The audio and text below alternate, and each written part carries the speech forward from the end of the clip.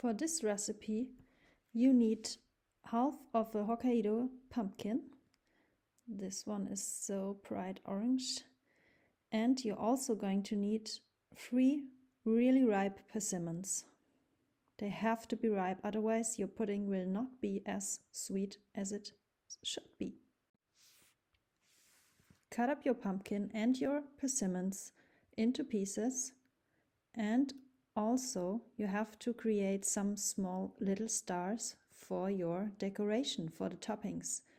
I just use a cookie cutter. It's really simple but so nice. I mean, you don't have to do this, but I highly recommend it. You also need some dried mulberries for the topping, as well as some cacao nibs. They really give this chocolatey flavor, which I adore. And you also need a tiny little bit of fresh homemade date paste. And next you will need your high-speed blender. A high-speed blender is really necessary for this recipe because you want to have this smooth and thick and creamy pudding texture, which I adore. So go and throw in your pumpkin pieces and your persimmon. And then, of course, you have to leave out the tiny, beautiful little stars because we need them, obviously, for the topping later. There we go. So the stars are still left and I really like them. And then next, of course, we have to blend it all up and I show you the final result.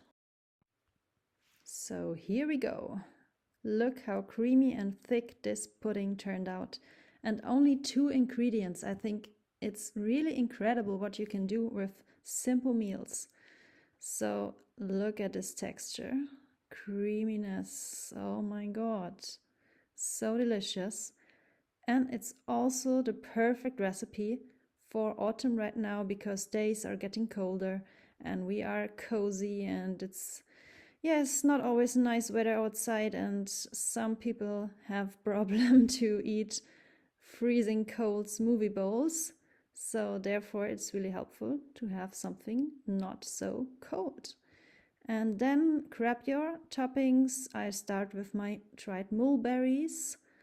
And next I add my cacao nibs on top for the chocolate flavor. Of course, they are sugar-free, they are super natural, crunchy and delicious.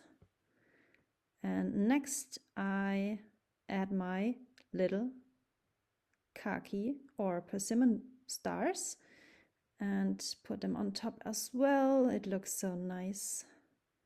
It's really also the perfect recipe for Halloween right now or even for Christmas feelings.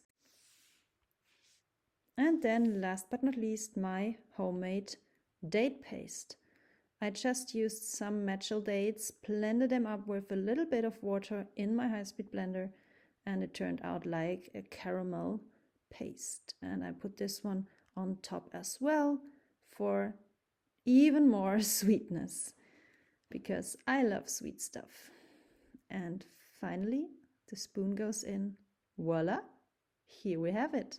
The beautiful pumpkin persimmon pudding with crunchy and creamy toppings. So nice. Cannot wait to dive in right now.